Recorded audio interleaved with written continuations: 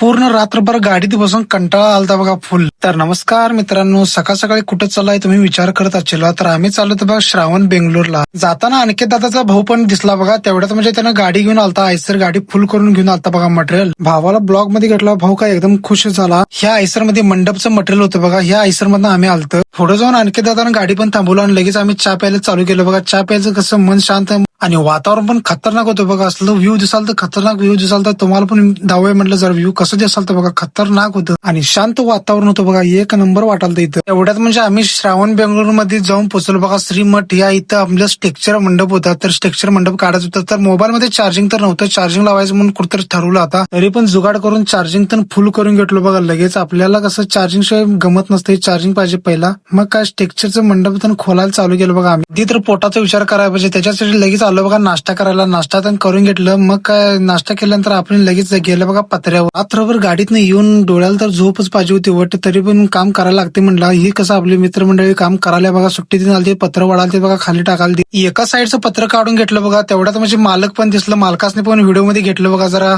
हेच आमचे मालक आहेत बघा. हे आपल्या स्ट्रक्चरचं मंडपाचं मालक आहे. परत दुसऱ्या दिवशी आंघोळ तर काय केलं नव्हतं. तोंड तर धुतलं आणि लगेच गेलं बघा नाश्ता करायला. नाश्ता करून आपल्याला पत्र काढायचं होते उरलेली. चहा पण होता. चहा पण पिणं आपल्या कामावर गेलो लगेच. कसं आहे वर जायला लगेच भांडायला चालू केलं बघा. त्यांना पहिला दावे म्हणलं ही कसं भांडाल तिथे बघा कसं वर जायला पत्र्यावर. पत्र तर काढून चालतं. लगेच आपण पर्नल पण खोलायला चालू केलं बघा शंकर दादानं. हायड्रा किरणला पण बोलवलं. किरणनं आता कैच्या पण खाली घ्यायच्या होत्या. ऑपरेटरला सांगायला लागत नाही बघा. लगेच जाऊन लगेच बूम वर केलाय बघा गडी. एक एक कैच्या किरणनं खाली घ्यायला चालू केलं बघा. सुट्टी नाही म्हणलं आज. किरणनं कैच्या खाली काढायचंच म्हणलं तर एक एक करून असं 2-3 कैच्या खाली केलं बघा. आमचं काम सगळं संपायला म्हणजे 10 वाजलं. रात्री 10ला ट्रेन होती. 10ला ट्रेन मध्ये बसायचं होतं आम्हाला. रेल्वे मधनं यायला दुपारचं 12 वाजला बघा. उगार खुर्द मध्ये येऊन पोहोचलो आम्ही 12 वाजता. आता मंगसुळ्यात जायचं म्हणलं तर रिक्षाच करायचं म्हणलं. रिक्षावाला भेटला बघा लगेच. तर मित्रांनो आपला ब्लॉग कसं झालं कमेंट मध्ये सांगा आणि आपल्या पेजला फॉलो करा. तर चला पुढच्या व्हिडिओ मध्ये भेटू लवकरच.